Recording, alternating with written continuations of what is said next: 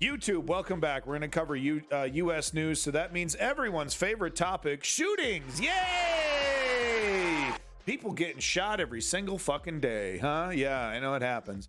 Real quick, though, before we get to that news, Kevin McCarthy finally sworn into the U.S. As Speaker of the House after 15 votes. And I wanted to use this opportunity to talk about what I think, just kind of game theory a little bit here. So let's just watch this quick clip here, and then I'll jump into what I'm thinking here. House of Representatives finally has a new speaker. Kevin McCarthy has been elected to the post after days of turmoil. The Republican was sworn in after he won on the 15th ballot. He faced fierce resistance from members of his own party. McCarthy finally clinched victory with 216 votes, but has been forced to compromise his agenda to right-wing hardliners to secure the win. Without a speaker, the House has been unable to swear in new members or proceed with any business. Yeah, Lenny says it was painful to watch the circus. Honestly, I just avoided it. I didn't waste my time.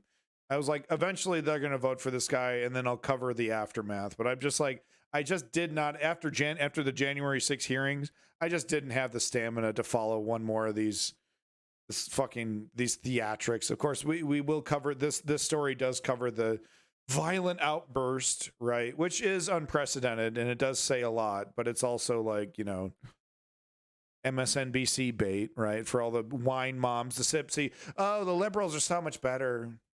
Oh yeah, they're real great.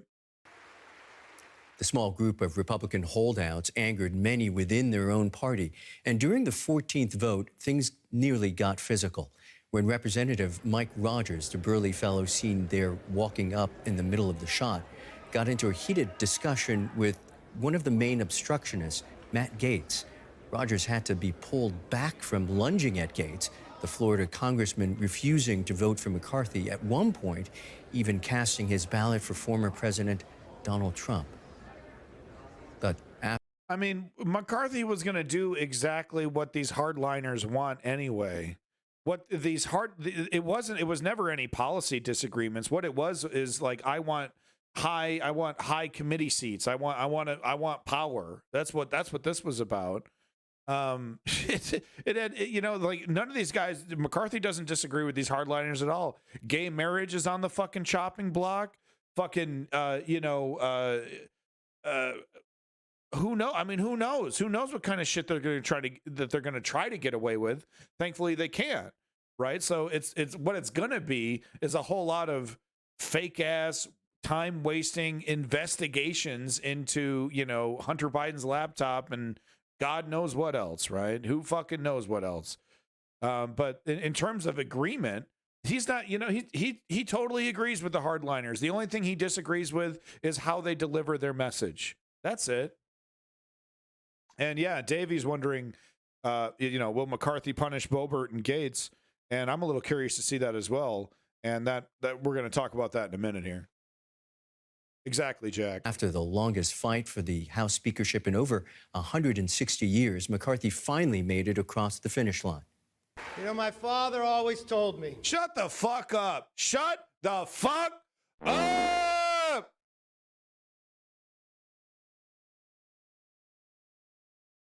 Silence. That's what I demand. No, I don't care. I don't care what. I don't care. I don't care. I don't care. No.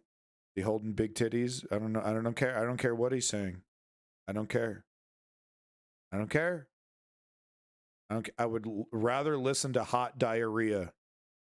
I'd rather sit on a warm toilet stall listening to another man evacuate his bowels. In-house leadership is likely to have implications extending far beyond the United States, including the war in Ukraine, right, says our Washington correspondent, Michaela Kufner. This could have an impact on defense spending, also Welcome with a back, view Grail. on Ukraine. Kevin McCarthy, of course. What is happening right now? Am I on Ambien? What what is this angle? What? Oh wow. This is unintentional kind of, this is like unintentional like art / satire. This is great. This whole camera angle situation.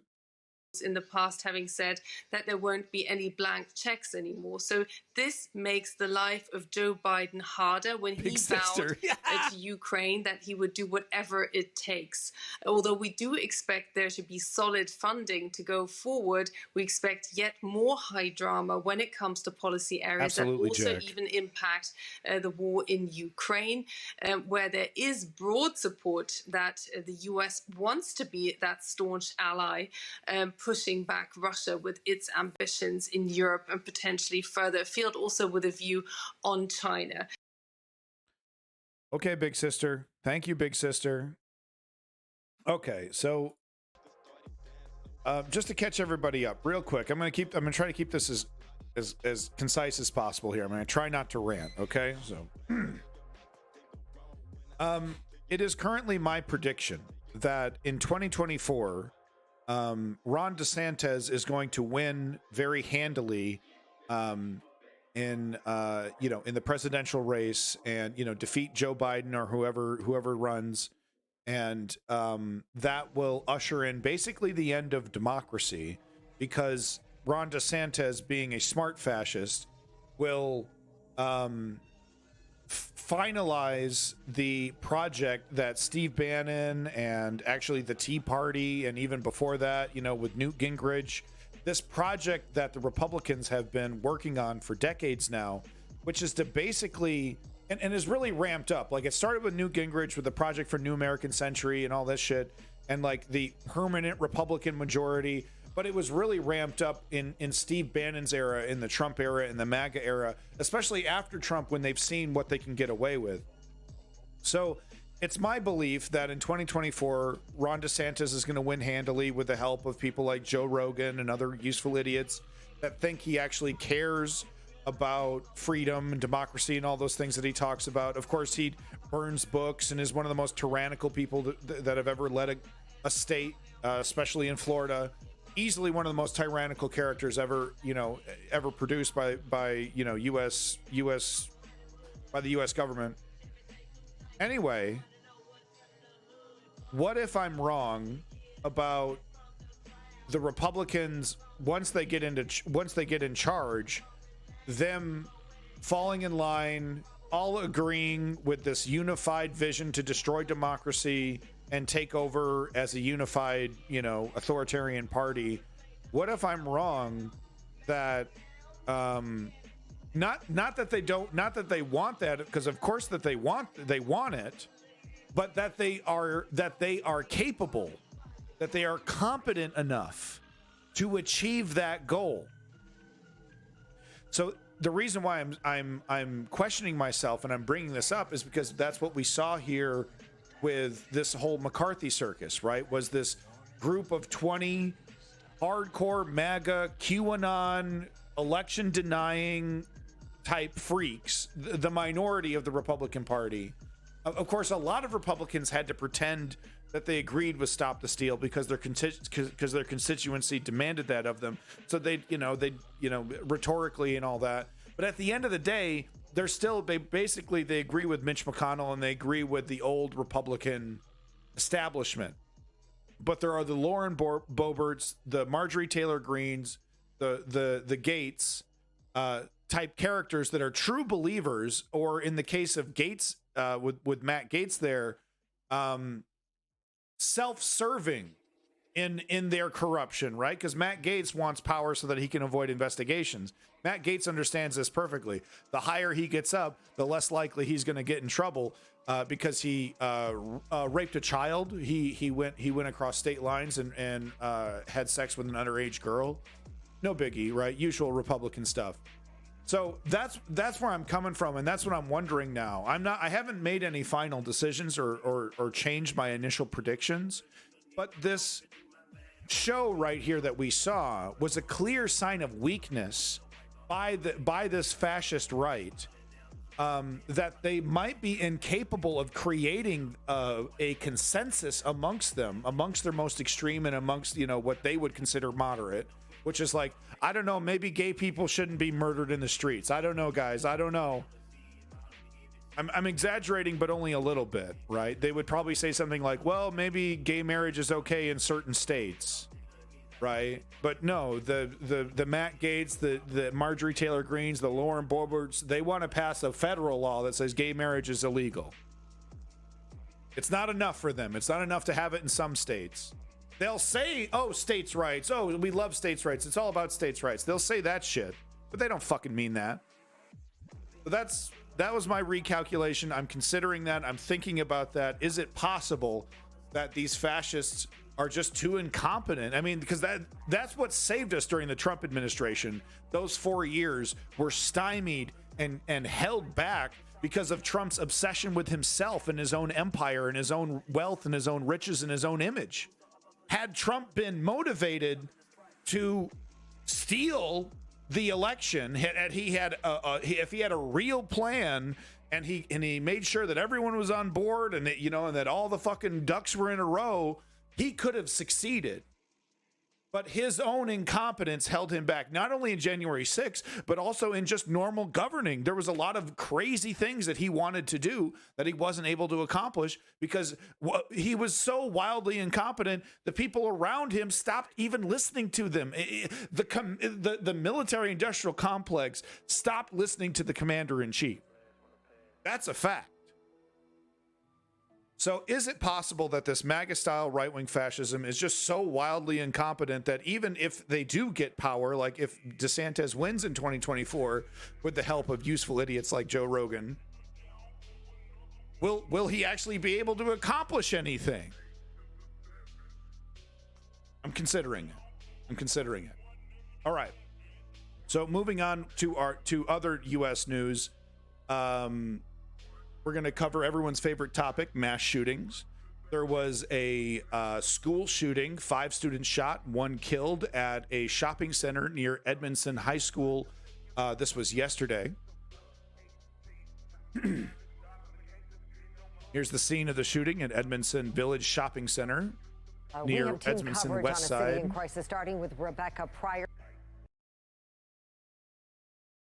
She spoke with West Baltimore residents crying out for change amid nothing another that we could deadly have done shooting in their district. Says the country where this happens every single fucking day. Yeah, emotions were certainly. Shut up, guys. We're talking about a fucking tragic shooting here. So let's just go ahead and roll out our hottest fucking reporter that we got on the subject. Okay? It's incredibly inconsiderate. All right? What is she, a supermodel? Was she doing this for fucking fun? Ridiculous, man. Where are they finding them? Running high today, Mary. As students were fleeing the high school, parents, they were rushing to the scene, worried it might have been one of their children who was shot here. It was so traumatic. One mother even telling me she plans on moving her family out of Baltimore immediately. Was the wire not a big enough fucking hint? We heard the gunshots, and my son just bust out crying, saying, Mommy, they shooting. Did Manny go to school? Nicole Robinson rushing toward the sounds of gunfire, fearing her son, a student at Edmondson High School, might have been shot. That's when The high school, from what I've read of the story, the high school is actually blaming the Popeyes chicken because they serve the students during the day when the students will play hooky and then go over there and get some Popeyes. Then said, oh my God, my son is safe, but somebody else's son is not. In the middle of the day, a group of students taking their lunch break off campus. Radiation. A problem police say has been ongoing. Businesses inside the Edmondson Village Shopping Center all told not to serve minors during school hours for this very reason. Those young people wouldn't be here if they knew they couldn't buy something from this place. There's no acceptable amount of violence in our city, but it hurts when it's kids. Evidence markers littering the ground after that lunch break, quickly turning. I used to leave for my lunch break. I'd go, go to fucking McDonald's or something. Like when you're a high schooler, it's like, oh yes, hell yeah.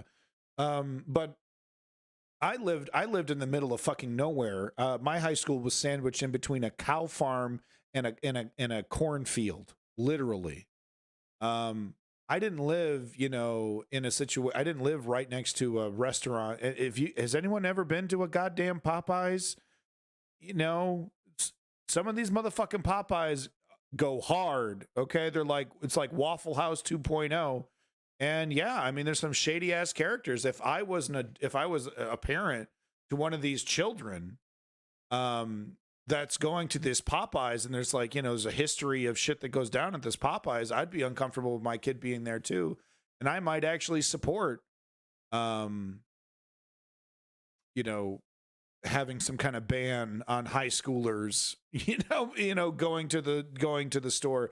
But at the same time, how does that even work? What is the $9 an hour Popeyes worker supposed to do at the register? Show me that you're not a student at this high school that I don't give a shit about. You know what I mean? It doesn't really work. So I think some kind of better system would have to be devised, because just putting it all on Popeyes, I don't think is going to work either.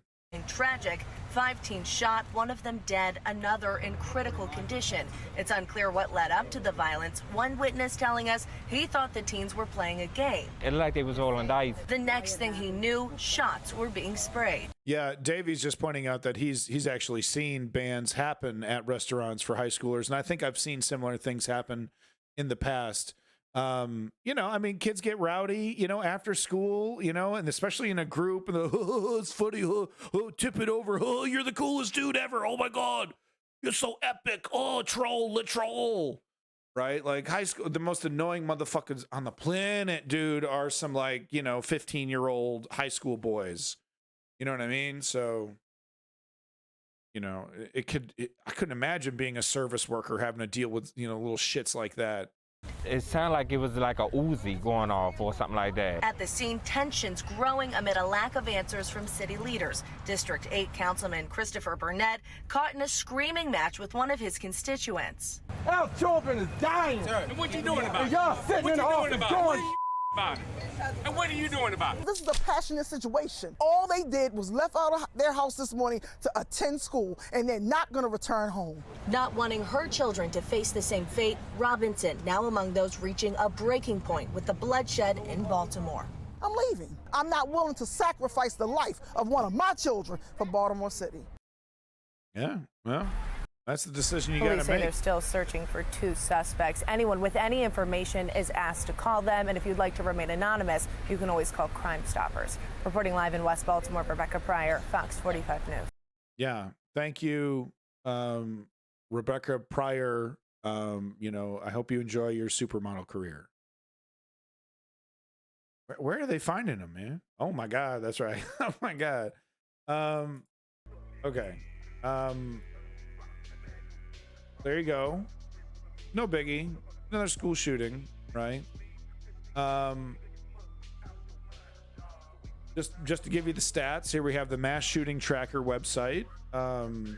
Today, let's see here, there were 5 shootings today. Looks like 1 in San Francisco, 1 dead, 3 wounded, gunman unknown. High Point, North Carolina, 3 dead, 2 injured, domestic plus juvenile victims, 5 people dead, including 3 juveniles, apparent domestic murder-suicide, gunman unidentified. Over in Pullman, Michigan, 4 dead, domestic plus juvenile victims, gunman's wife plus 2 young daughters killed. Gunman Kyle R. Hager died from self-inflicted gunshot.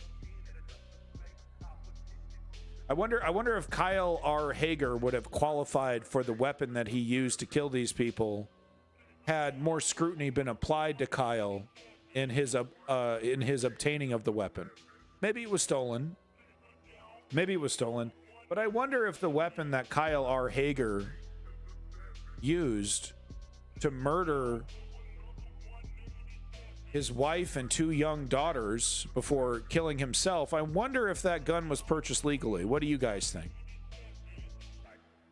Over in Huntsman, Alabama, 2 dead and 4 injured, gunman unknown. And Minneapolis, only 4 injured. Hey, it's a miracle. God must have been involved in that one.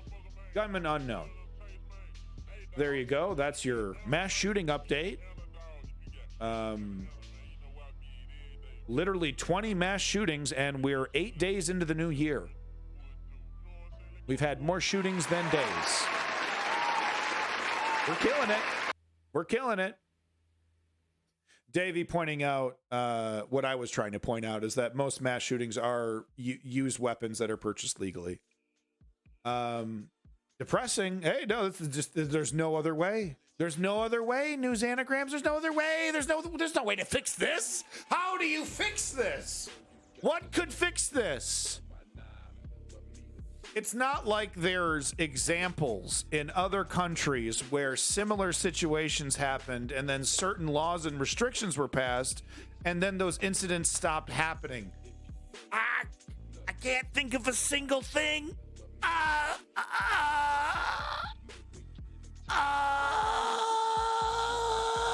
Nope. Nope. Well, News Anagrams, it was fun to have you. Have yourself a good one, buddy. Find that charger. Come on back. We got one more thing to talk about, though, when it comes to mass shootings. I can't show you this video at a certain point, at least, but I will show you the beginning, and then I will censor it, and you can listen to the rest, and I will explain to you what's happening.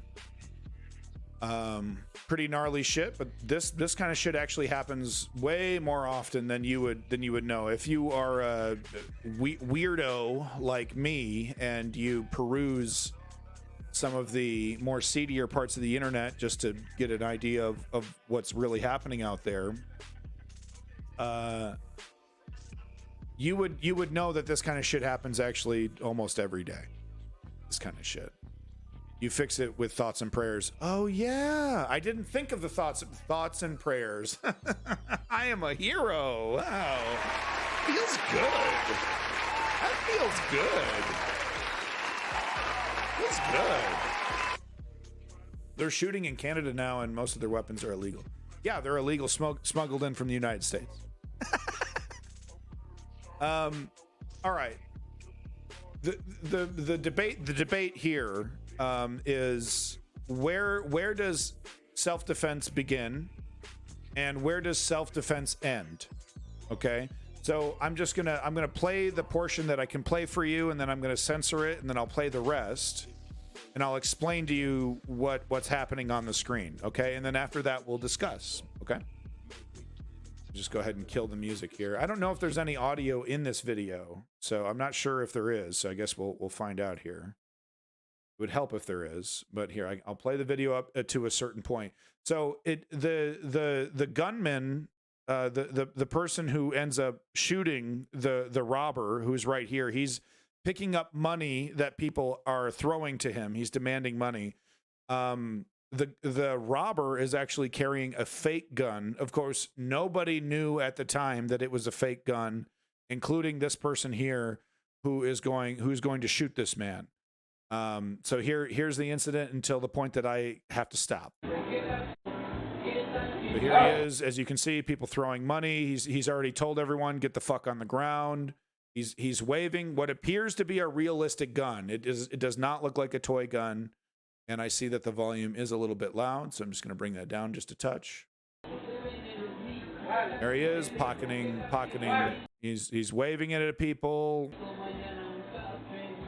Okay, and as you can see here, this guy is ready to go. This guy, this is kind of the right-wing fantasy, right? That, you know, he's been carrying this gun and now he gets to use it.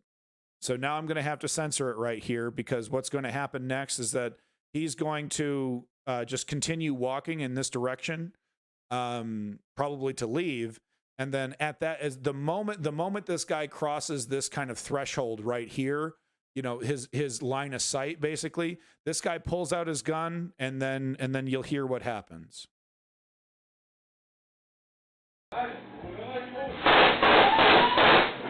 Okay, so there's the first 4 shots, and let me see here. Can't really show you, obviously, the dead body. I can't show that, so I won't. But those are the first 4 shots. As you can see, he's left the chair, and he's put 4 shots into this guy.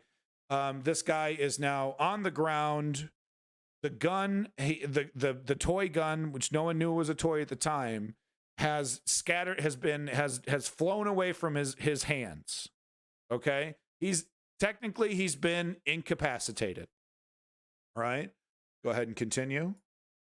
Okay, there's one more, two more, and now into an immobilized body, and he's still approaching. He's still converging on the man who's now basically dead on the ground.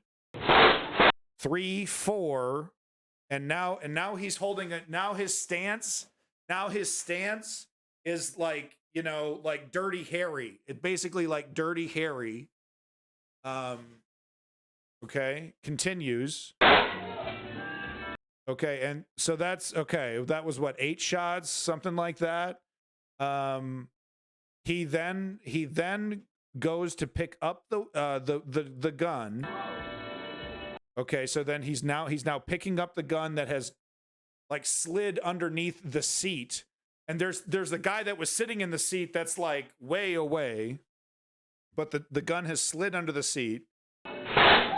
And then one more time, he picks up the gun, and as he's like backing up, he shoots one more directly into the guy's head.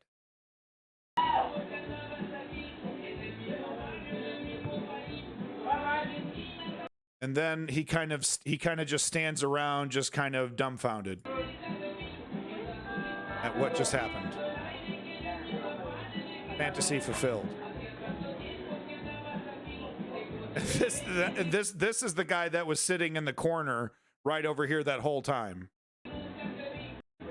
Okay, so apparently the final parts of the video that we don't see here are the man who kills this man actually collecting the money and then giving it back to everybody, and then everyone leaves.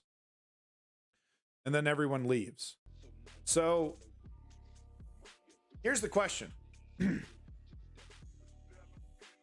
It's obviously not self-defense.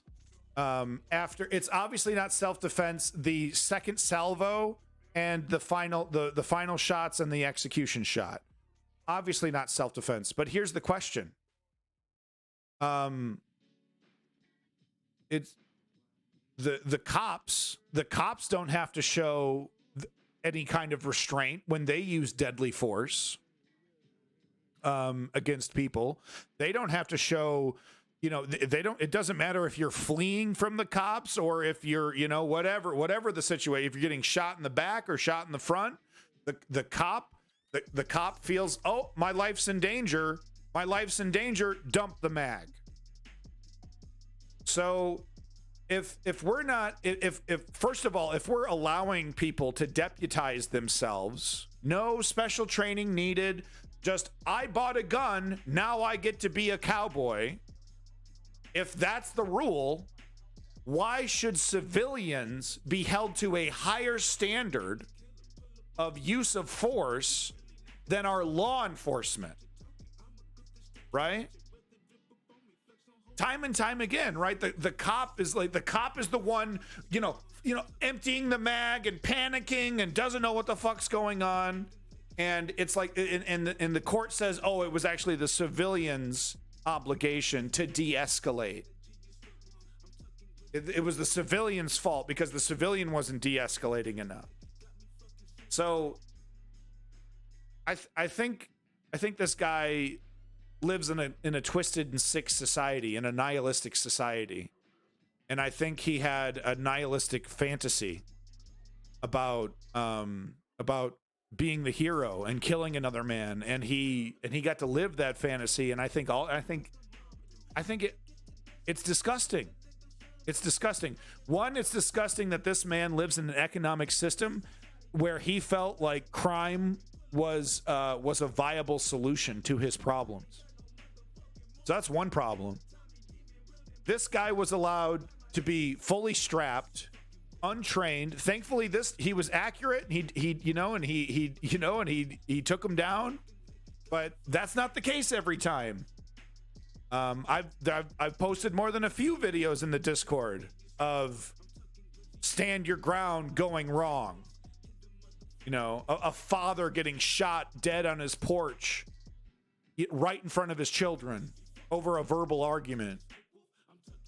Some pushing and shoving at a bar goes completely wild and out of hand when everyone has a gun and everyone starts firing, and then all of a sudden there's 5 dead bodies on the ground. Okay? Here's the reality. If this man didn't have a gun, this man wouldn't have been shot to death, and no one else would have been shot to death because the gun was fake. But no one knew the gun was fake. And sometimes it does. Sometimes these guys do kill motherfuckers. Shut up, Roman Central. Right-wingers are just heroes and they just want to help people out.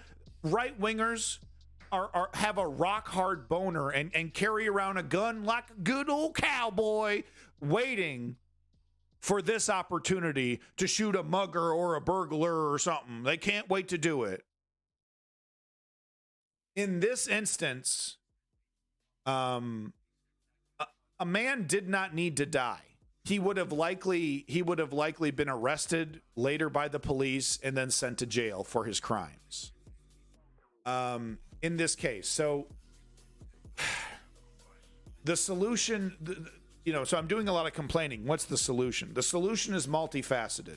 Let's get into the solution here, because a gun ban alone won't fix anything, right? If we just ban all the guns and fix none of the economic situations that create crime, it's not going to fix the problem. In fact, it will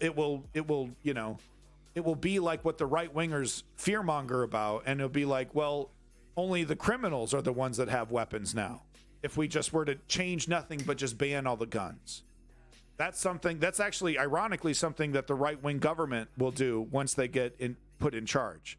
The gun situation will need to be figured out by the right-wing authoritarians if they do actually take over and want to fulfill their fucking promise to themselves of destroying democracy, taking over government, permanent majority, right?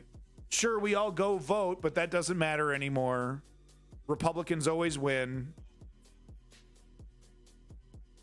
So just flipping a switch and getting rid of all the guns without fixing the economic conditions that create the need for the logical conclusion for this guy is that, well, I got no choice. I got to just do some crime. I got nothing else. That desperation, this right-wing idea, you think this guy just loves crime and he just loves robbing people? Here I go robbing again. God, I love it. I just love robbing people. Man, I was born to rob. I love doing this. You think this guy's having a good time?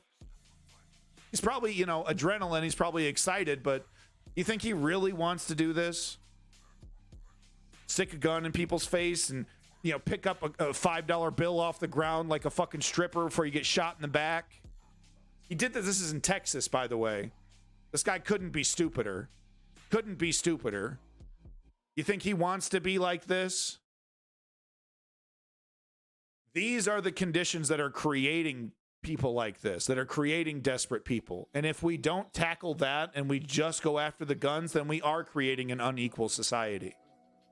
We're creating a society where the authorities are the ones that have a monopoly on violence, and there's no ability for us to push back. Very similar to the situation like what's happening in Tibet.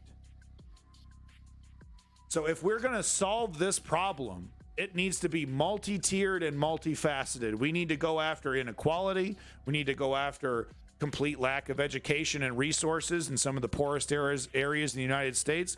And yes, we also do need to restrict, regulate, and yes, do a gun buyback in America. Firearms, restrict, regulate firearms, and do a gun buyback in America. We need to do all of those things. And when's the last time you heard a politician say anything like that? Right? Even Beto O'Rourke, Anyway, that's what I had to say about this video and that situation. It was a lot. It's complicated. It is complicated because I don't want to just, let the criminals do whatever the hell they want with society, right? Because we just no longer have the tools to defend ourselves. If we live in a violent society, we deserve the right to defend ourselves with violence, right? The criminals and the cops shouldn't have a monopoly on violence if that's the rule of the universe, right? But we should want to change that. We should want to change that reality that we have to defend ourselves with violence, and that violence might be, perpetuated against us. No one wants to really live in that world. No one really wants that. It's chaos. It's complicated. It's complicated. Anyway, there you go. That's my YouTube video on the U.S. mass shootings and Kevin McCarthy. Have fun. Bye. Thank you. Like and subscribe. Come to Twitch. Bye.